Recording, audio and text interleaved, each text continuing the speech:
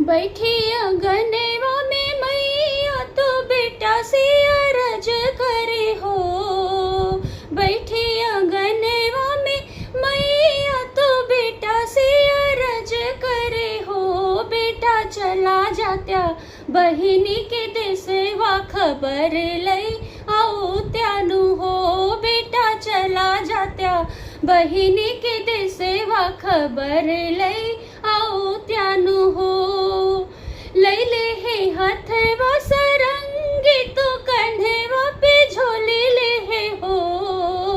लैले हे हथवा सरंगी तो कंधेवा पे झोली ले हे हो। भैया धैले हे जोगिया के भेष बहिनी देश गईले हो।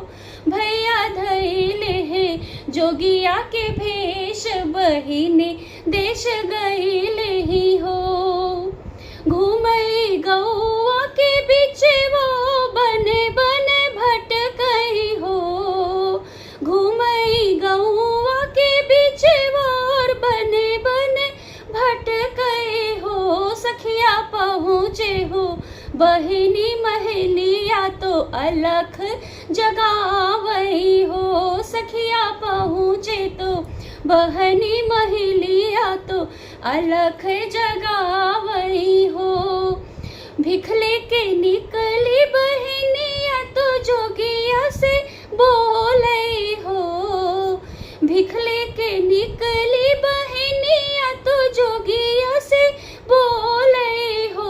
जोगी लई लेता भिखिया हमार भीतर हमें जाइत हो। जोगी लई लेता जो भिखिया हमार भीतर हमें जाइत हो। धूमिल सड़िया बहनिया के पेऊना हजार लागल हो। धूमिल सड़िया बहनिया के पेऊना हजार लागल हो। सखिया घूंघटा में लट छितराए दुखित बहिनी लागत हो। सखिया घूंघटा में लट छितराए दुखित बहिनी लागत हो।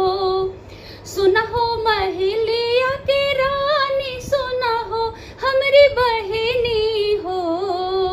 सुनहो महलिया के रानी सुनहो हमरी बहिनी हो। बहने कैसे के बाटी तोहरी सास तो कैसे ननद तोहरी हो। बहनी कैसे ते बाटी तोहरी सास तो कैसे ननद तोहरी हो। कैसे के बाटे तोहर पिया दुखित मन लागत हो। कैसे के बाटे तोहर पिया दुखित मन लागत हो। रानी कैसे तो बाटे तोहरा बीरन आने नहीं आवत हो। रानी कैसे तो बाटे तोहरा बीरन आने नहीं आवत हो।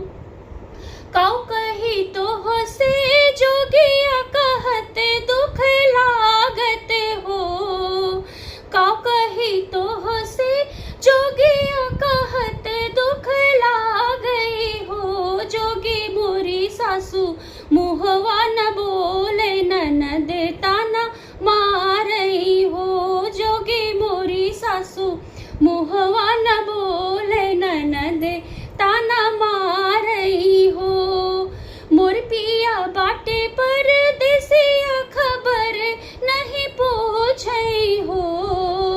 मोर पिया बाटे पर देसिया तो हलिया नहीं ले वही हो। जोगी मोरा भैया बाटे अकेले आने नहीं आवे हो। जोगी मोरा भैया बाटे अकेले आने नहीं आवे हो। इतनी बचन सुने जोगिया नयन निरठुर गए हो।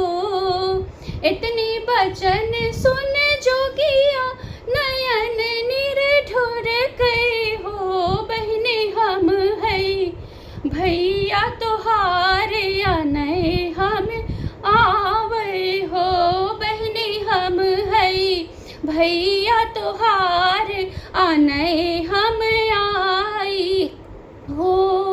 जैसे के भरी गे तलौआ असढ़ेवा के बरसे हो, जैसे के भरे गे तलौआ असढ़ेवा के बरसे हो।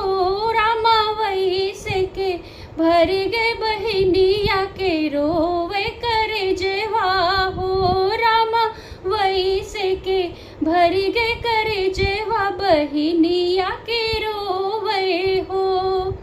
अगर ये मेरा गीत आपको पसंद आए तो प्लीज़ लाइक कीजिए, शेयर कीजिए, सब्सक्राइब कीजिए और बहुत सारा प्यार दीजिए। धन्यवाद।